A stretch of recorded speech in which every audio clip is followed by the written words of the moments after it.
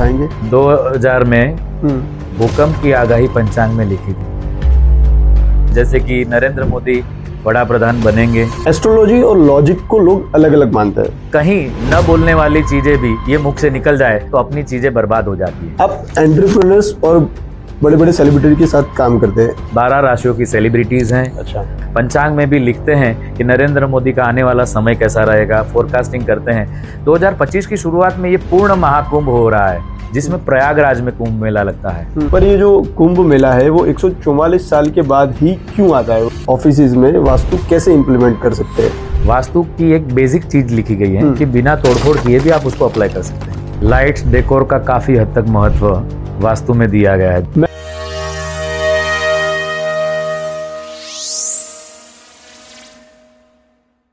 क्योंकि इतने सारे मंदिर, देरासर से लेके सभी प्रकार से जो भी बने हैं शिल्प शास्त्र के माध्यम से, वो आज हजारों हजारों वर्ष से टिके हुए हैं। पहले के जमाने के जो राजा महाराजाओं के महल होते थे, वो महल भी आज अपने देखने जाते हैं तो वैसे के वैसे ही दिखते हैं जैसे आज बने हो।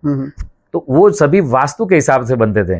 पहले क्या था कि पूरे नगर में एक राजा का महल होता था और उसी के हिसाब से वास्तु कंसल्ट होके पूरा महल बनता था, मंदिर बनता था, और वो 2-3 चीजें सही चलती थी।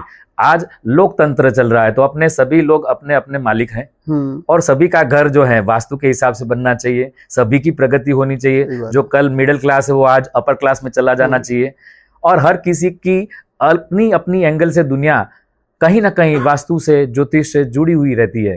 क्योंकि आज माता पिता की लाइफ में बच्चा आता है तो बच्चा अपना भाग्य लेके आता है। कई बार अपने नोटिस करके कहते हैं कि इनके आने के बाद इनके परिवार में तो दिन दुगुना चार चांदनी हो गई है। तो यही चीजें सभी प्रकार से नोटिस की जाती हैं। आज गाइड करने वाला आदमी चाहिए लाइफ में, हर एंगल में ज्योतिष आपको काफी इफेक्टिव रहेगा। जैसे कि कोई इंडस्ट्रियलिस्ट है, उसकी इंडस्ट्री के बारे में कंसल्ट करना चाहता है तो खुल के बात करेगा कि मैं इस इंडस्ट्री को आने वाले समय में ये विजन से आगे बढ़ाना चाहता हूं, तो पंडित जी आप मेरे को कैसे मदद कर सकते हैं। तो पर्टिकुलर इंडस्ट्रियल वास्तु के लिए हम पहले तो देखते हैं कि ये जमीन जो उसने खरीदी है वो क्या कहना चाहती है। जमीन के साथ फिर हम वहां पे कंस्ट्रक्ट कैसे कर पाएंगे, कहाँ कहाँ कंस्ट्रक्ट करना है। जैसे जैसे कंस्ट्रक्ट करते हैं, हैवी मशीनरीज कहाँ आएंगी, लो मशीनरीज कहाँ आएंगी, कौन सा कॉर्नर खाली छोड़ना है, कौन से कॉर्नर में पूरे इंडस्ट्री का पानी आना चाहिए, कौन से कॉर्नर, क्योंकि हर एलिमेंट्स का अलग अलग रोल होता है। अग्नि का अलग रोल होता है, वायु का अलग रोल होता है, पानी का अलग रोल होता है, जिससे बैलेंस करके एक अच्छा वास्तु बनता है। जिसको बैलेंस करके आने वाले समय में मल्टी मिलियनर कंपनी बनती है। क्या बात है, क्या बात है। एस्ट्रोलॉजी और लॉजिक को लोग अलग अलग मानते हैं। आपके हिसाब से एक इंसान के जीवन में एस्ट्रोलॉजी का क्या रोल हो सकता है या होता है? लॉजिक लाइफ में एक बार बनता है, 2 बार बनता है। एस्ट्रोलॉजी ऐसा सब्जेक्ट है कि आपकी डे टू डे लाइफ को भी इन्फ्लुएंस करता है और आने वाले समय में आप अलग अलग फेज में उसको यूज कर सकते हैं। कभी लोग सोचते हैं कि ज्योतिष के माध्यम से होगा और कभी लोग सोचते हैं कि ज्योतिष को साथ रख के अपने कर सकते हैं। तो ये 2 पर्सपेक्टिव रहते हैं लोगों के। तो आप ज्योतिष को अपना एक बड़ा भाई समझिए, पिताश्री समझिए, या फिर आप उसको अपना गाइड समझिए, मेंटोर समझिए, तो आप अच्छे से आगे बढ़ पाओगे। क्योंकि ये एक आपको हेल्प करने वाली चीज है ना।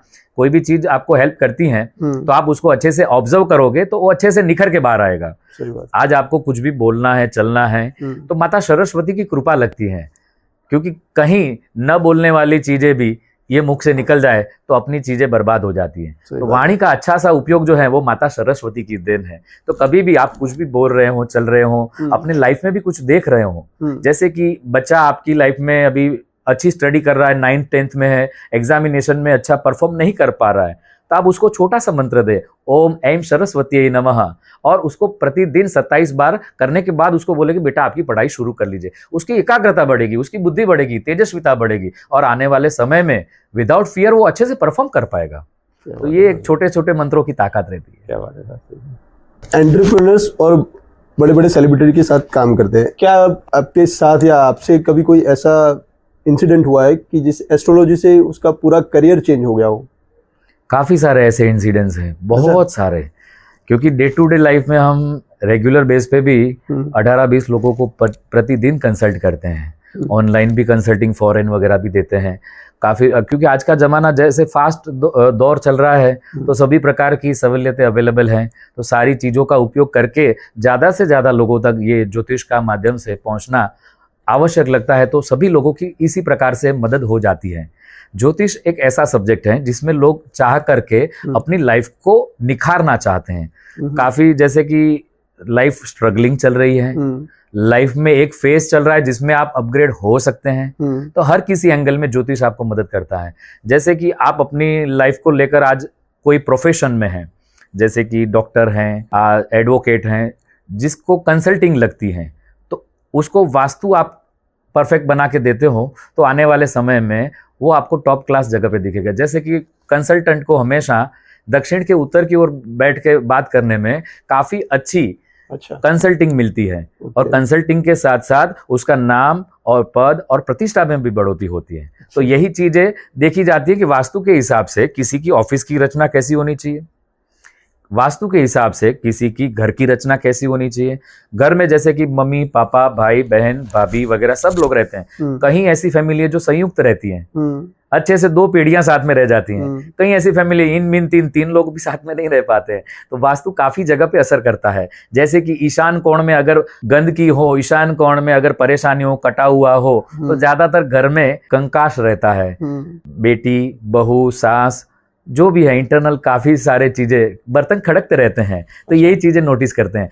जैसे कि कई जगह पे साउथ वेस्ट कॉर्नर में परेशानी है, तो जो अर्निंग पर्सन है वो बार बार कहीं ना कहीं mentally, physically, financially burden face करता है।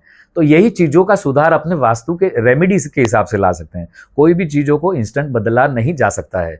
जैसे कि आप अभी जहां पे भी रह रहे हैं, मैं आपकी लाइफ में एंटर होके आज पूरी सिस्टम नहीं बदल सकता, लेकिन एक छोटा सा बदलाव शुरू कर सकता हूं। जैसे ईशान कोण दूषित है तो मैं चाहता हूं कि आपकी लाइफ में फाइनेंस हो, तो मैं आने वाले समय में आपको रिकमेंड करूंगा कि आप एक ईशान कोण में मनी प्लांट लगाएं। ईशान कोण की स्वच्छता को बरकरार रखें। प्रतिदिन एक तांबे का कलश ईशान कोण में अवश्य भर के रखें, या गंगा जल भर के रखें।